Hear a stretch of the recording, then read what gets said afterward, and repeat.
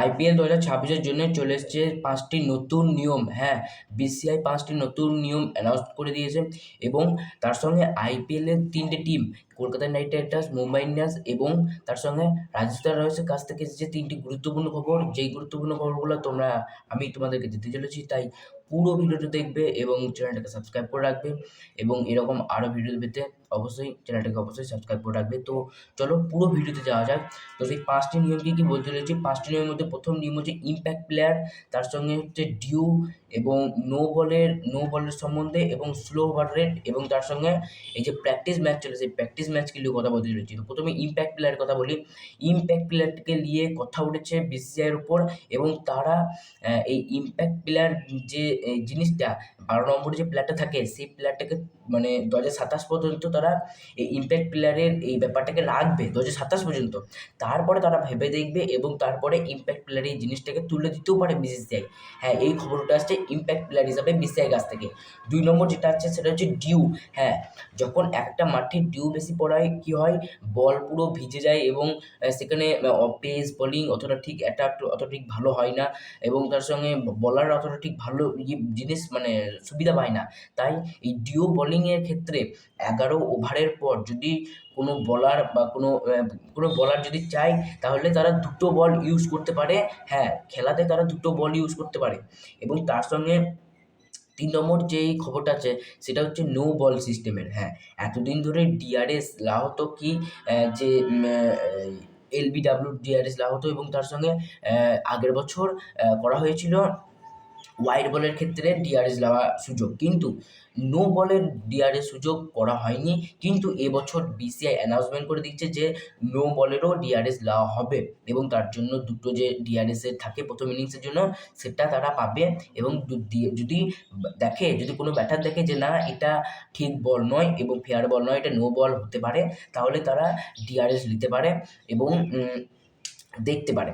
তো নো বলের এই একটা এসেছে নতুন মানে জিনিস এবং তার সঙ্গে এসেছে স্লো ওভার রেট। হ্যাঁ, স্লো ওভার রেট যে মানে ম্যাচ যেটা যদি দেরি করা হয়, ম্যাচ একটু দেরি হয়ে যায় তাহলে ওই যে দুবার দেরি করার পর কোনো টিমের ক্যাপ্টেনদেরকে কী করা হতো, ব্যান করে দেওয়া হতো।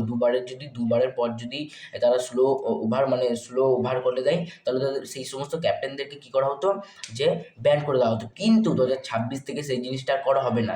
হ্যাঁ, যদি আর স্লো ওভার রেট করা হবে না, কী করা হবে, স্লো ওভার যদি হয়ে যায়, কোনো ম্যাচ যদি স্লো ওভার হয়ে যায় তার জন্য সেই ম্যাচটিকে মানে সেই ম্যাচের ডিমেরিট পয়েন্ট দেওয়া হবে, কিন্তু ক্যাপ্টেনদেরকে ব্যান করা হবে না।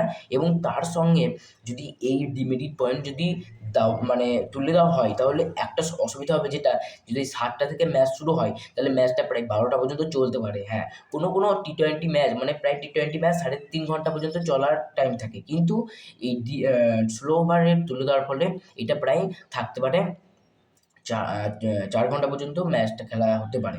তো এই খবরটা আসছে এবং তার সঙ্গে যে সমস্ত আরেকটা 5 নম্বর যেই খবরটা আছে যেটা হচ্ছে এই ইয়ে প্র্যাকটিস ম্যাচকে নিয়ে একটা খবর উঠে আসছে যে কোনো টিম যখন ম্যাচ খেলার আগে প্র্যাকটিস খেলে, কিন্তু প্র্যাকটিস ম্যাচ খেললে তারা অনেকক্ষণ ধরে প্র্যাকটিস ম্যাচ খেলতে থাকে, সেই জিনিসটাকে বিসিসিআই তুলে দিচ্ছে এবং একটা নির্দিষ্ট টাইম করে দিচ্ছে, সেটা হচ্ছে 3.5 ঘন্টা। হ্যাঁ, কোনো টিম 3.5 ঘন্টা পর্যন্ত তারা প্র্যাকটিস ম্যাচ খেলতে পারে নিজেদের ম্যাচের আগে, তার বেশি সময় দেওয়া হবে না কোনো টিমকে। তো এই আসছে বিসিসিআই থেকে 5টা নিউ রুলস এবং যে 3টে team Mumbai Indians, Rajasthan Royals এবং কেকেআর মানে কলকাতা নাইট রাইডার্সের নিয়ে যে খবরটা আসছে, মুম্বাই ইন্ডিয়ান্সকে নিয়ে খবরটা বলি। মুম্বাই ইন্ডিয়ান্সের যে ক্যাপ্টেন, সেই ক্যাপ্টেন হতে পারে চেঞ্জ। হ্যাঁ, সূর্যকুমার যাদব হতে পারে নতুন ক্যাপ্টেন মুম্বাই ইন্ডিয়ান্সের হয়ে এবং তার সঙ্গে এই খবরটা বলেছে যে মুম্বাইয়ের একজন এক্স প্লেয়ার শ্রীকান্ত সে বলেছে যে হার্দিক পান্ডিয়া 5 বছর ক্যাপ্টেন্সি করার পরে যখন হচ্ছে না, তখন আমাদের উচিত ইয়েকে দেওয়ার মানে সূর্যকুমার যাদবকে ক্যাপ্টেন্সিটা দেওয়ার। তাই এই খবর উঠে এসেছে শ্রীকান্তের কাছাকাছি। এবার দেখা যাক করে কিনা, মানে মুম্বাই ইন্ডিয়ান্স ওকে ক্যাপ্টেন্সি করে কিনা।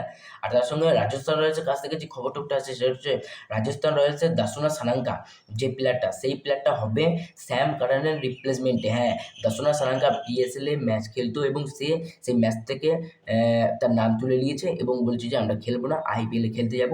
এবং রাজস্থান রয়্যালস তাকে নিয়ে নিয়েছে, হয়তো তার বেস্ট প্রাইজে মানে কিছু টাকা দেবে, দিয়ে নিয়ে নেবে এবং স্যাম কারানের বদলে তাকে খেলাবে।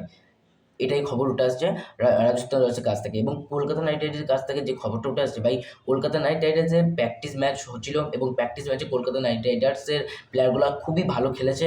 এবং বলতে গেলে এই এই যে মুজারবানি যে প্লেয়ারটাকে নিয়েছে, সে বলতে গেলে প্রথম ম্যাচই খুবই ভালো উইকেট করেছে। সমস্ত প্লেয়ার ভালো ফর্মে আছে। এবং যে প্লেয়ারটা বিজয় হাজারে ট্রফিতে ভালো ফর্মে ছিল না, মানে যে হচ্ছে আঙ্গাকিস রঘুবংশী, যে ভালো ফর্মে ছিল না, সেও ভালো ফর্মে চলে এসেছে। তো এটা কেকেআরের জন্য খুবই একটা ভালো নিউজ। এবং একটা খারাপ নিউজ, যেটা হচ্ছে আকাশদীপ হয়ে গেছে রুলড আউট 2026 থেকে। তো এবার কাকে নেবে সেটা এখনো জানা যায়নি, এবং যখনই জানা যাবে তখন তোমাদেরকে বলবো। তো আজকের ভিডিওটা এখানে পর্যন্তই শেষ করছি, এবং এই সমস্ত আরও ভিডিও পেতে অবশ্যই চ্যানেলটাকে তোমরা সাবস্ক্রাইব করবে এবং ভিডিওটাকে লাইক করবে এবং আরও শেয়ার করে দেবে। তো আজকের জন্যে এখানেই, আবার পরের দিন দেখা হচ্ছে। টাটা।